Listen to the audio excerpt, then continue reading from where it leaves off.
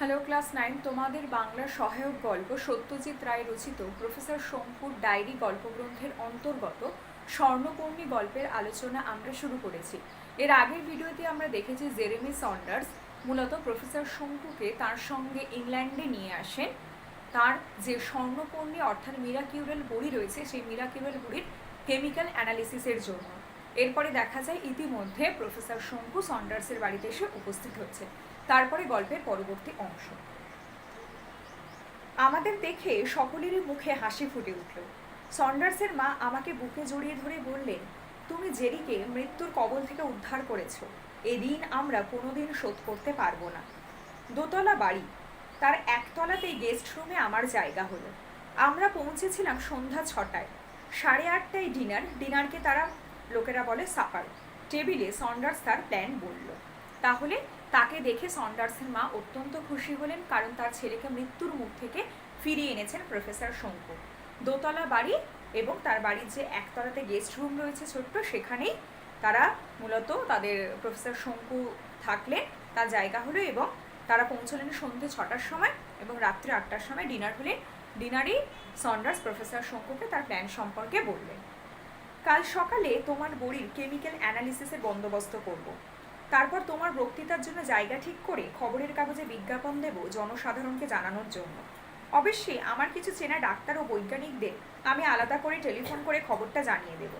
বিজ্ঞপ্তিতে কি বলবে আমি জিজ্ঞাসা করলাম। নামে তো কেউ চিনবে না তোমাকে? সন্ডার্স নির্দ্বিধায় বলল, বলবো সর্বরোগনাশক যুগান্তকারী ড্রাগ মিরাকিউরেলের আবিষ্কর্তা ভারতীয় বিজ্ঞানের প্রফেসর টি শঙ্কু তার আবিষ্কার সম্বন্ধে বক্তৃতা দেবে। অর্থাৎ সন্ডার্স প্রফেসর শঙ্কুর যে গবেষণা, প্রফেসর শঙ্কুর তৈরি মিরাকিউরেল নিয়ে কি কি কাজ করতে চান সে সম্পর্কে এখানে বললেন। আমি বললাম, সর্বনাশ, আমি যে কোনোদিন নিজেকে আবিষ্কারক বলে প্রচার করতে পারবো না, সে যে মিথ্যে কথা বলা হবে। সন্ডার্স ধমকের সুরে বলল, আবিষ্কারক নয় কেন বলছো শঙ্কু? যে গাছের উল্লেখ শুধু প্রাচীন সংস্কৃত ডাক্তারি শাস্ত্রে পাওয়া যায়, কাশীর এক সাধু ছাড়া যে কাজ কেউ কোনোদিন চোখে দেখেনি, সেই গাছের সন্ধানে ঘোড়ার পিঠে চড়ে 6,500 ফুট উঁচুতে পাহাড়ের গায়ে গভীর জঙ্গলে নিজের জীবন বিপন্ন করে কে গিয়েছিল? তুমি না আর কেউ? তুমি এত বিদ্বান, এত বুদ্ধিমান, এটুকু বুঝতে পারছো না যে এই গাছ ডিসকভার করে ব্যাপকভাবে কাজে লাগানো একমাত্র তুমি ছাড়া আর কেউ করেনি? অর্থাৎ প্রফেসর শঙ্কু বারবার বলছেন যে তিনি শুধুমাত্র স্বর্ণপর্ণীর গাছের পাতাকে ওষুধ হিসেবে কাজে লাগিয়েছে, কিন্তু সন্ডার্স তাকে প্রকৃত সত্যের মুখোমুখি দাঁড় করালেন। এরপর আর আমি কি বলবো? প্রফেসর সন্ডার্স বললেন, খাও শঙ্কু খাও, মাথা হেঁট করে বসে থেকো না। জেরি বলেছে তার 16 আনা সত্য, অর্থাৎ সন্ডার্সের পিতা এই কথাগুলি প্রফেসর শঙ্কুকে বলছেন। নিজের যেটুকু প্রাপ্য সেটা আদায় করে নেওয়াটাই বিচক্ষণ ব্যক্তির কাজ। এ ব্যাপারে বিনয় প্রকাশ আমি মোটেই সমর্থন করি না। পরদিন সকালে সন্ডার্স বলল, তোমাকেই আমার সঙ্গে টানবো না, তুমি বরং ডরথির সঙ্গে গিয়ে হ্যাম্পস্টেডে হাওয়া খেয়ে এসো, আর এখান থেকে 10 মিনিটের হাঁটা পথে কবি কিডসের বাড়িটা দেখে এসো।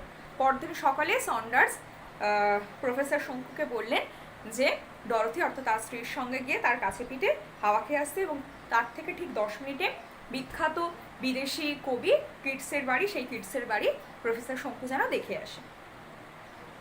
হ্যামস্টেড হিতের কথা আগেই শুনেছিলাম। এটা একটা বিস্তীর্ণ ঘাসে ঢাকা অসমতল ময়দান, তার উপর দিয়ে হেঁটে চলেছে ডরথি আর আমি। নভেম্বর মাস, তাই ঠান্ডা বেশ জবরদস্ত। ডরথি যে অতি বুদ্ধিমতী মেয়ে সেটা ওর সঙ্গে 5 মিনিট কথা বললেই বুঝেছি। সেও কেমব্রিজের ছাত্রী, অর্থনীতিতে গ্র্যাজুয়েট। কেমব্রিজে জেরেমির সঙ্গে ওর আলাপ। ডরথির কথা শুনে এটা বুঝলাম যে ভারতবর্ষে বসে শুধু খবরের কাগজ পড়ে ইউরোপে কী ঘটছে না ঘটছে সে সম্বন্ধে স্পষ্ট ধারণা করা যায় না। গত কয়েক বছরে জার্মানিতে হিটলারের অভ্যুত্থান ও নাৎসিবাদী সংগঠনের কথা অবশ্যই জানতাম, কিন্তু সেটা যে কি ভয়ঙ্কর চেহারা নিয়েছে এবং হিটলারের আত্মম্ভীরতা ও শাসনতন্ত্রের যথেচ্ছতারিতা যে কোন স্তরে পৌঁছেছে সেটা দেশে বসে ধারণা করতে পারিনি। ডরথি বলল, ইংরেজিতে পাওয়ার ম্যাড বলে একটা কথা আছে জানো তো? হিটলার সেই অর্থে উন্মাদ।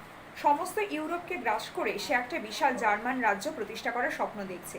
তাতে ইন্ধন যোগাচ্ছে ও সাঙ্গপাঙ্গরা, গোয়ারিং, গবেলস, হিমলান, রিবেন্ট্রপ। এ বলে আমায় দেখো, ও বলে আমায় দেয়। অর্থাৎ তৎকালীন যে ঐতিহাসিক এবং রাজনৈতিক প্রেক্ষাপট, সেই ঐতিহাসিক এবং রাজনৈতিক প্রেক্ষাপট সম্পর্কে ডরথি প্রফেসর শঙ্কুকে জানালো। আমরা প্রত্যেকেই ইতিহাসে কম বেশি হিটলার সম্পর্কে, তার নাৎসিবাদ সম্পর্কে জানি। আমি গম্ভীর হয়ে গেছে দেখে ডরথি বলল, দেখো তো আমার কি আক্কেল, তুমি এই প্রথমবার লন্ডনে এলে আর আমি তোমাকে যত সব অলক্ষণে কথা বলে ভাবিয়ে তুলছি। ভেরি সরি শঙ্কু, চলো কিডসের বাড়ি দেখলে তোমার মন খুশি হয়ে যাবে নিশ্চয়ই। ডরথি ভুল বলেনি। আমি ভাবতে পারি না যে আমাদের দেশের অতীতের কোনো কৃতকর্মার স্মৃতি এত যত্ন নিয়ে জিইয়ে রাখা হচ্ছে। ডরথি বললে, এটা শুধু ব্রিটেনের বিশেষত্ব নয়, ইউরোপের যেখানেই যাও সেখানেই এই জিনিস দেখতে পাবে। সন্ডার্স ফিরল সন্ধ্যা 6:30টায়। প্রথমেই বলল, তোমার বক্তৃতার ব্যবস্থা হয়ে গেছে পরশু সন্ধ্যা 7টায় ক্যাক্সটন হলে। টাইমস অফ ম্যানচেস্টার গার্ডিয়ানে কাল বিজ্ঞপ্তি বেরোবে। ফোন করে যাদের দিয়েছি তাদের মধ্যে যিনি আমার ক্যান্সারের চিকিৎসা করেছিলেন, ডাক্তার ক্যানিংহাম, তিনিও আছেন। সকলেই উন্মুখ হয়ে আছেন তোমার বক্তৃতা শোনার জন্য। অর্থাৎ সন্ডার্স যে কারণে প্রফেসর শঙ্কুকে ইংল্যান্ডে নিয়ে গেলেন সেই সম্পর্কেই মূলত বলা হয়েছে, এবং প্রফেসর শঙ্কু যে তার ওষুধ সম্পর্কে বক্তৃতা দেবেন সেই বক্তৃতার যাবতীয় বন্দোবস্ত সন্ডার্স ইতিমধ্যে করে ফেলেছে। কিন্তু আমার বড়ির অ্যানালিসিসের কি খবর? সন্ডার্স পকেট থেকে একটা খাম বার করে আমাকে দিল। খাম থেকে যেটা বেরোলো সেটাই হলো অ্যানালিসিসের রিপোর্ট।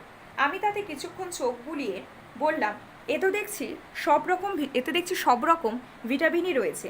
তাছাড়া potassium, calcium, phosphorus, iron, iodine দেখে অনেকটা মনে হয় যেন রসুনের উপাদানের তালিকা দেখছি। অর্থাৎ দেখা গেল যে স্বর্ণপর্ণী বড়িটি নিয়ে অ্যানালিসিসের কথা বলা হচ্ছে সেই অ্যানালিসিসের রিপোর্ট চলে এসেছে, এবং দেখা গেল সেই স্বর্ণপর্ণী গাছে যথাযথ পরিমাণে সব ধরনের ভিটামিন, পটাশিয়াম, ক্যালসিয়াম ইত্যাদি ইত্যাদি রয়েছে। সন্ডার্স বলল, অ্যালিল সালফাইড রয়েছে বলেই এত রকম রোগের জীবাণু এর কাছে পরাস্ত হয়। কিন্তু রিপোর্টের শেষে যে কথাটা বলা হয়েছে সেটা তো অত্যন্ত অর্থপূর্ণ। বলেছে একটি উপাদান রয়েছে এই বড়িতে রসায়নে যার কোনো পরিচিতি নেই। অর্থাৎ স্বর্ণপর্ণী গাছের মধ্যে এমন কিছু একটা বিশেষত্ব রসায়ন রয়েছে যা আলাদা করে এর উপাদান কোথাও পাওয়া যাবে বলে মনে করা হচ্ছে না। এক্স্যাক্টলি বলল সন্ডার্স। এবং সেই কারণে ল্যাবরেটরিতে কৃত্রিম উপায়ে ওষুধ তৈরি করা যাবে না।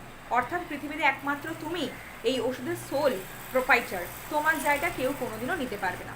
তাহলে যখন আলাদা করে কৃত্রিম উপায়ে ল্যাবরেটরির মধ্যে এই স্বর্ণপর্ণী গাছের থেকে যে বড়ি তৈরি হচ্ছে সেই বড়ি কৃত্রিম উপায়ে তৈরি করা যাবে না, কারণ এর মধ্যে যে বিশেষ এক ধরনের রসায়ন তার উল্লেখ পৃথিবীর কোথাও নেই বা কোথাও পাওয়া যাবে না সেই উপাদান। সুতরাং একমাত্র প্রফেসর শঙ্কু এই স্বর্ণপর্ণী গাছ থেকে যে ওষুধ মিরাকিউরেল, যে সর্বরোগনাশক বড়ি, তার অধিকর্তা হলেন।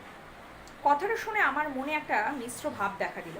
মিরাকিউরেল আমার একার সম্পত্তি এটা ভাবতে খারাপ লাগছে না, কিন্তু এও তো ঠিক যে যেহেতু ওষুধটা বাজারে ছাড়া যাবে না, পৃথিবীর কোটি কোটি মুমূর্ষ ব্যক্তি রোগনাশক ক্ষমতা থেকে বঞ্চিত হবে।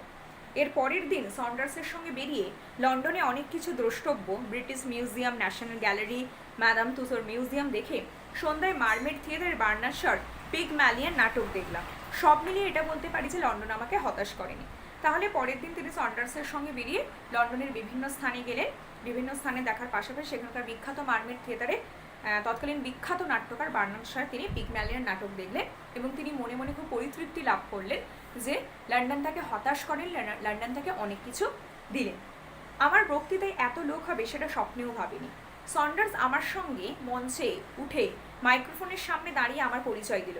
সন্ডার্সেরই অধ্যাপক রেমন্ড ক্যারুথার্স মিটিংয়ের চেয়ারম্যান ছিলেন। সন্ডার্স তাকে আগেই তালিম দিয়ে রেখেছিলেন। তিনি brilliant young Indian scientist professor শঙ্কুর সম্বন্ধে দু চার কথা বলার পর আমার বলার পালা এলো। অর্থাৎ প্রফেসর শঙ্কুর বক্তৃতার যে সন্ধে বা বক্তৃতার যে বিবরণ তা এখান থেকে শুরু হচ্ছে।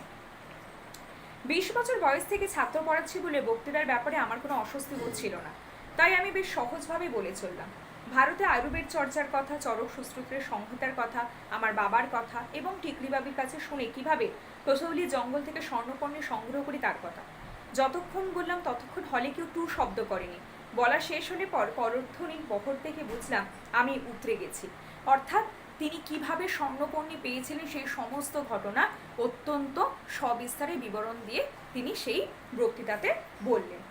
বক্তৃতার পর প্রশ্নোত্তরের জন্য কিছুটা সময় রাখা হয়েছিল, কিন্তু যে দুটো সবচেয়ে স্বাভাবিক প্রশ্ন, 1 আমি ওষুধটা মার্কেট করবো কিনা, এবং 2 আমি কিছুকাল লন্ডনে থেকে চিকিৎসা চালাবো কিনা, এই দুটোর উত্তরই আমাকে বক্তৃতার মধ্যে আমি দিয়ে দিয়েছিলাম। আমার বক্তৃতার শেষে 2 মিনিট অপেক্ষা করে সন্ডার্স আমাকে নিয়ে মঞ্চ থেকে নিচে নেমে এলো। বহু লোকের সঙ্গে করমর্দন করে অন্তত 50 জনের কনগ্রাচুলেশনসে থ্যাংক ইউ বলে তবে আমি রেহাই পেলাম। অর্থাৎ এরপরে সকলেই তাকে শুভেচ্ছা বার্তা, অভিনন্দন জানিয়েছে। প্রত্যুত্তরে তিনিও সেই অভিনন্দন গ্রহণ করেছেন ধন্যবাদ দিয়ে, এবং তিনি যে সফল হয়েছেন, তিনি যে বিশেষ অকস্মাৎভাবে আশ্চর্য ঘটনার অধিকারী বা আশ্চর্যের ওষুধ তৈরি করেছেন সমগ্র পৃথিবীতে, সে কথা তিনি বুঝতে পারলেন। পরদিন দেখলাম লন্ডনের সব কাগজে আমার ছবি সমেত খবরটা বেরিয়েছে। বিকেলের দিকে সন্ডার্স বেরিয়ে কাছেই একটা দোকান থেকে জার্মান, ফ্রেঞ্চ, ইটালিয়ান, সুইডিশ ইত্যাদি যাবতীয় ইউরোপীয় ভাষায় ডজন খানেক খবর কাগজ নিয়ে এলো। সেই দিনেরই কাগজ কিছুক্ষণ আগে এয়ারমেলে এসেছে। পরদিন মূলত প্রফেসর শঙ্কুর সেই যে বক্তৃতা স্বর্ণকর্ণী গাছের বড়ি থেকে তৈরি মিরাকিউরাল ওষুধ ইত্যাদি সম্পর্কে যাবতীয় যে খবরের কাগজে বেরিয়েছিল, জার্মান, ফ্রেঞ্চ, সুইডিশ, ইটালিয়ান সমস্ত কাগজপত্র তিনি দোকান থেকে নিয়ে এলেন এবং তিনি বুঝলেন যে সমগ্র পৃথিবীতে তাঁর সেই আশ্চর্য যে ওষুধ মিরাকিউরাল তার খবর ছড়িয়ে পড়েছে।